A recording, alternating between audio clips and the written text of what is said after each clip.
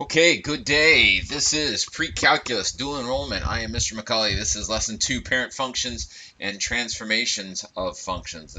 Let's get right to it. So the learning goals for today, we're going to recognize some common, also known as parent graphs by their equation. We're going to use vertical, horizontal shifts and reflections to graph functions, and then we're also going to chat about non-rigid transformations and their graphs. So first thing was the parent graphs, so let's talk a little bit about some really common parent graphs. Now, if you look on page 41, there are examples of these. I'm not going to draw all of them. I'm just going to go through what they look like on the graphing calculator, so I'm going to pull that up right now. This first function right here, f of x is equal to c. C is a constant. In this particular instance, since the function is defined in terms of x, and any constant graph is going to just be a horizontal line. So just as a real quick example here, if I chose for my y1 when y1 equals to 5, and then I hit graph on that particular thing, this is a constant function because it doesn't change, go up or down. It's constant. It has a slope of 0. Okay, the next one is the f of x is equal to x function, and that is just a very simple line function. It has a slope 1 and a y-intercept of 0, and we can see that right there. This f of x equals x squared is a quadratic, and if you remember from last year, quadratics were parabolas. And so if I go to my y equals and I change this x to x squared, and I hit graph on that particular function, so we see our parabola. It has y-intercept of 0 because the c value is 0. It opens up because the leading coefficient is positive. Next function in the graph is the absolute value function. Now they hide the absolute value function in graphing calculator a little bit, so I'm going to go to my y equals. I'm going to hit clear. There are a lot of really cool functions in this math feature. So if I hit the math feature, there's a fraction button, there's a decimal function, a cubed function, a cube root function, and a nth root function, however you want to do it. But if you go over to the number feature, the first value is the absolute value. So I'm just going to hit 1 here, puts in absolute value bars. If you have a newer calculator, if you have an older calculator, it might put ABS. Please make sure you put parentheses around whatever you're going to put in there, though. If you have questions, you can always email me or talk to me during class. But in this particular instance, you're going to have absolute value of x. Now, on the right-hand side of the function, it looks just like that y equals x function, and it would continue to go down if it wasn't absolute value, because we're taking the absolute value, meaning the distance from 0 to whatever the x value is. And so what this is reporting, when you look at this graph, let's say we chose this -3, and so the question really asks, what is the distance from 0 on a number line of -3? Well, it's +3, and that's how we get that. All right, the next one in the list is the square root function. And so we go to our y equals. Again, we clear that stuff out. We're going to go second, and then we're going to hit this x squared button. The second feature is the square root button. We're going to type in our x. We're going to get out from underneath, and we're going to hit graph. And something that's different from the ones that we've seen in the other ones, there are no x values that are negative that are graphed in this particular function, and that's because root functions, even root functions, and this is square root function, so that makes it even.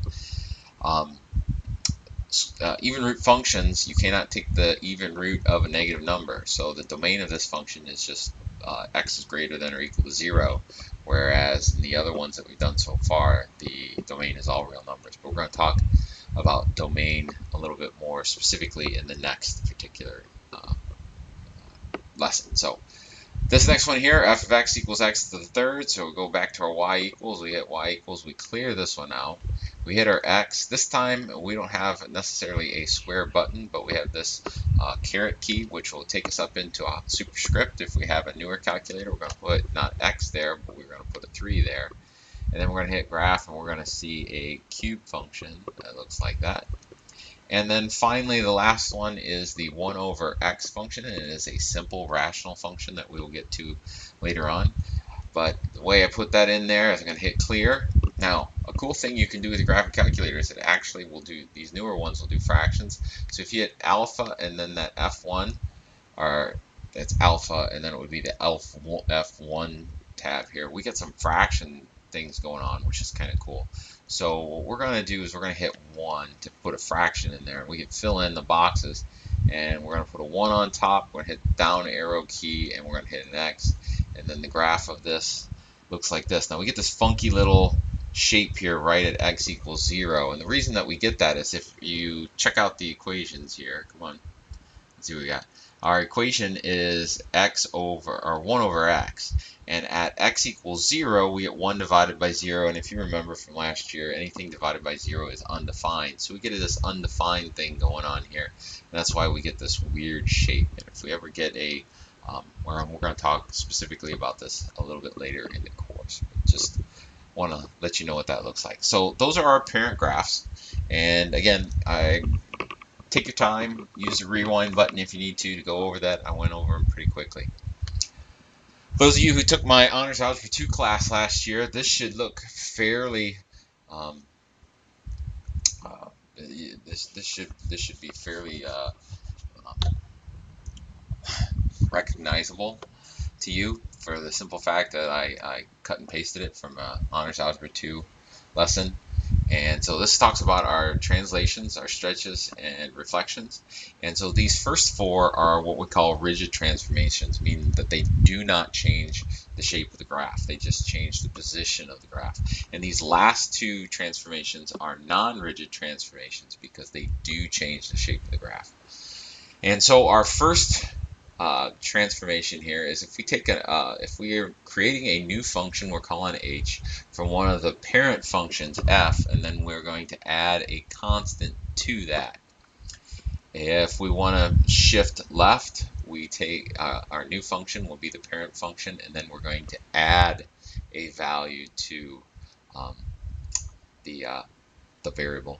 And what we want to really notice here, and this is why I've made it in boldface and italics and underlined. Usually on a number line, when you move to the left, moving this way, you get more negative. When we want to move to the right, we get more positive. So we assume moving to the right with positive. Now, I can show an example in class, but just to keep this short, I just want you to know that anytime you're affecting the variable before you do the function, and that would be in 2, you'll be doing that, in 3, you'll be doing that, and in 5, you'll be doing that. It's going to end up being a little bit counterintuitive and almost backwards from the way you might think that you would have that. Number 3, if I multiply the variable by a negative first, that's going to be a reflection about the y-axis. And if I multiply the entire function by -1, I'm going to be a reflection about the x-axis. If I multiply the variable by some constant c, it will be stretched horizontally by a factor of 1 over c. And again, that seems backwards. If we're multiplying, we think it would get bigger, but this says it's going to get smaller. And then if I want to get a vertical stretch by a factor of c, I multiply the function by c. So what do some of these things look like? Well, let's take a look at some fairly easy examples here. And so first, I want to talk about what is our parent graph for all of these a, b, and c functions. Well, my parent graph, I see that square, so since I have f, g, and h, I'm just going to say my parent graph. Let's do it right. Parent graph. It's going to be just y equals x squared. That's our simple graph. Now, if you remember from last year, I can go 1, 2, 3, 4 right here on the x-axis. I can go 1, 2, 3, 4, 5, 6. Put that on the y-axis. Go 1, 2, 3, 4, -4 there. 1, 2, 3, 4, 5, 6, -6 there.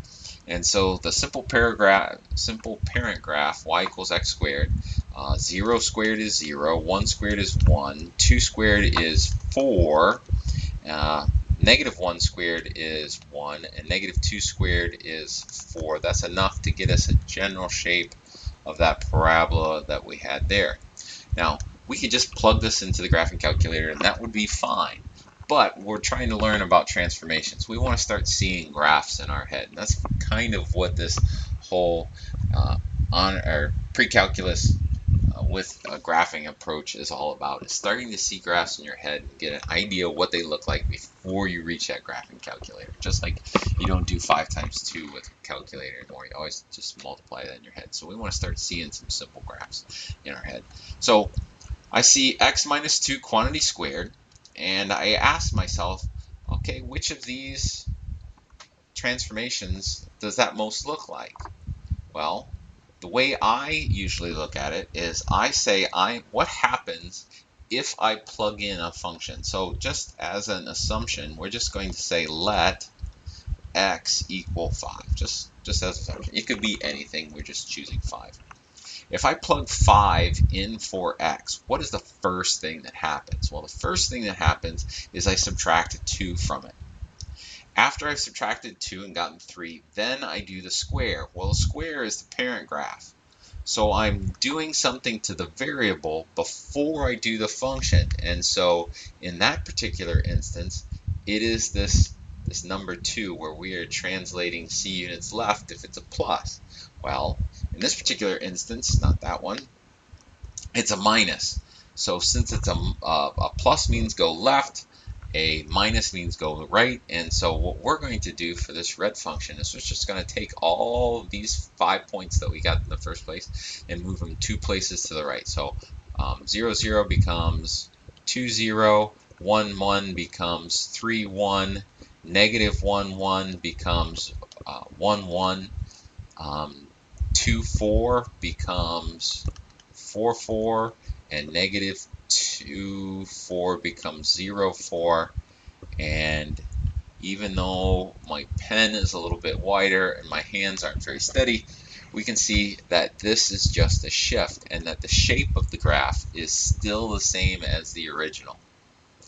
Now if I wanted to do the b function, all right, I plug in 5. What's the first thing that happens? Well, I subtract 2, so I'm still shifting 2 units to the right. And then I square, so there's the function. And then I add 2, so I've done the function, and then I add 2 to that result. That is going to result in a vertical translation c units up. So for this one, we're going to take all of those points from the original, this parent function in black, and move them 2 units to the right and 2 units up. So essentially, my B graph is going to take all the points that we found in A and just move them up 2 units. So this point that started at 0, 0 would go right 1, 2, and then up 1, 2. And then we'll just move all of these points up 1, 2 units. We'll move this point up 1, 2 units. And then we'll take this point and move it up 2 units. And then we'll take this point and move it up 2 units. So my green graph looks like that. That's my B. Now we're starting to get kind of messy here, so I'm going to redraw my graph to do C. And so let's just erase all of that. And go back here, get our black. We'll go 1, 2, 3, 4. We'll go 1, 2, 3, 4, 5, 6 again on the y-axis.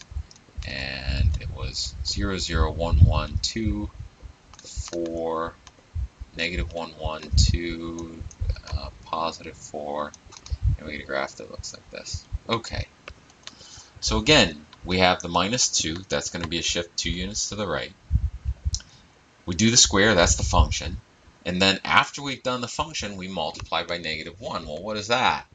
Well, multiplying the function by negative 1 looks like this, because this is this makes the function negative. If we work from the inside out using the order operations, that's what we're going to end up with, is a reflection about the x-axis. And then after we have shifted about reflected about the x-axis, then we're going to go up 4 units. So this point here, 0, 0, it moves right 2 units, so 1, 2, let me get blue, goes 1, 2. If it's reflecting about the x-axis, it stays right there on the x-axis, and then gets shifted up 4 units, so 1, 2, 3, 4, it's actually the same as that one, it's just off a little bit. We'll get that point. This point right here, 1, 1, shifted 1, 2 units to the right, reflected about the x-axis. That would make it go down to -1. And then if I shift that up 4 units, it's going to go up 1, 2, 3, 4, and it'll be right there. This point here shifted 1, 2 units to the right, reflected about the x-axis, shifted up 2 units, goes there. This point right here shifted 1, 2 points to the right, reflected about the x-axis, then shifted up, goes to 0. And then this point here shifted right 2 units, reflected about the x-axis, and then shifted up 4 units, goes there, and we get a graph that looks like that. All right, there's some reflections. I don't necessarily need an equation to do a reflection of a function. So in this particular example that we have here, we have a function that is just defined by a bunch of line segments. So this point right here, we're going to say is -2, 3. This point right here, we're going to say is -1, 1. This point right here is 2, 0. And then this point here is 3, -1. All right, so if this is my f of x, this new function for a says take the original function and then shift it down 1 unit. Okay, well I can do that. So -2, 3 becomes -2, 2. -1, 1 becomes -1, 0. 2, 0 becomes 2, -1. And 3, -1 becomes 3, -2. And because what's between them are just line segments, we're shifting all of those points down proportionally. So there's our graph of that. This one right here, y equals negative f of x minus 2. The -2 again means and just right here, so I've got to shift 2 units right, and then a reflect in the x-axis. That's what this negative means. So we can go through that point by point. We'll do it in green. So if I take this point and I move it 2 units to the right, 1, 2, and then it would become 0, 3. And then reflecting 0, 3 in the x-axis means that we take whatever the y value is and switch the sign. So it goes down to 0, -3. This point right here at -1, 1, we're going to shift 1, 2 units to the right. And then we're going to reflect that in the x-axis, so its y value becomes negative. This point right here, we're going to shift 1, 2 units to the right, but because it is on the x-axis, when you reflect something that's on the x-axis by the x-axis, it stays on the x-axis. And then this final point here, this 3, -1, we move it 1, 2 to the right, and it's already negative. So when I reflect a negative value in the x-axis, it becomes positive. And again, because all of the connectors are linear segments, everything is going to be in proportion, and so there's our graph for that. All right, next one. For the example, the following graph. Note all transformations are rigid transformations, so we got no multiplying the function by anything to get this graph.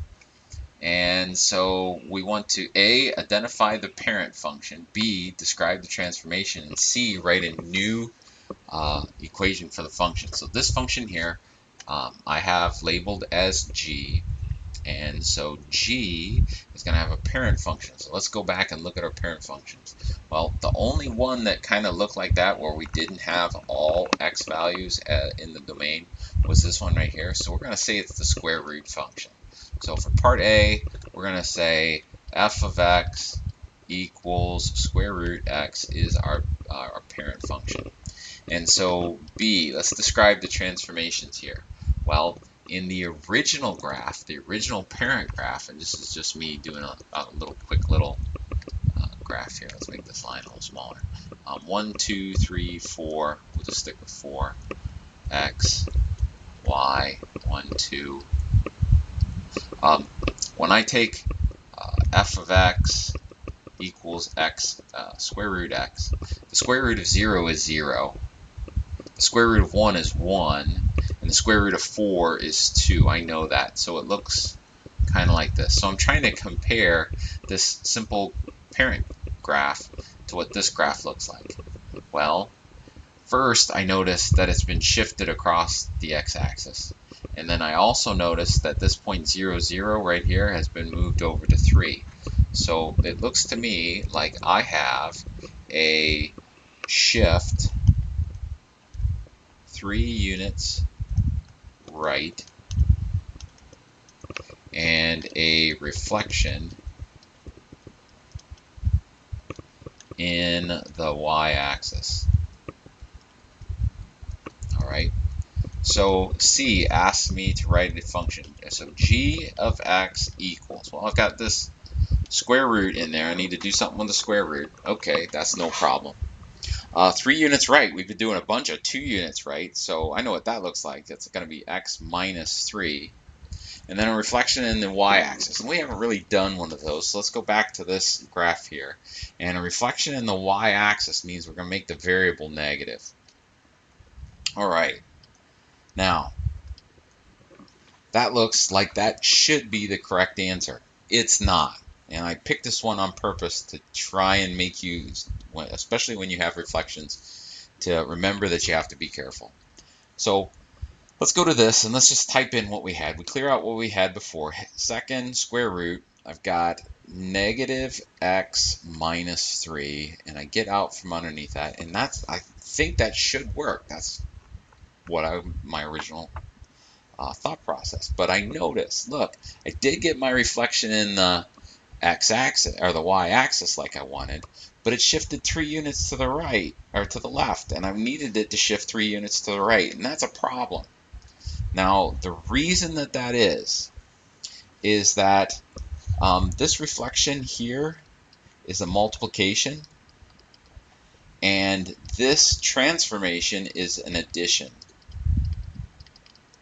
I know it's negative, and I know that's negative, but it's a multiplication by -1 and adding a -3.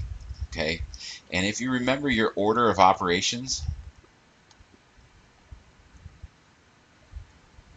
it's please excuse my dear, let's move it down a little bit here, Aunt Sally. Now, multiplication and division are on the same level, and addition and subtraction are on the same level. But multiplication is more powerful than addition and subtraction. And so when we evaluate, we want to make sure that this addition and subtraction doesn't get affected by the multiplication and division. So what we're going to do is I'm going to erase this because I'm going to put a box around that. Is I'm going to put parentheses around this. And so what that tells me is by putting parentheses up, parentheses are at the top of the order of operations, it's going to do the subtraction first and then do the reflection. And that's how we want to get it so we get it right. Now, this answer is perfectly fine, but if you'd like to, you can simplify this a little bit and say g of x is equal to the square root and distribute the negative sign, negative x plus 3. And if we go back to our y equals here, come over and change this to a plus, then hit graph, we see that in fact it does look like the original function. All right, moving on. Okay, describe the graphs of g and h relative to f, and then use a graphing utility to kind of get an idea what the shape is. Okay, so I've got this original function f of x, and then I say f of x is or g of x is equal to f of x minus 1. Well, what does that look? What does that do? Well, that we know is going to be a translation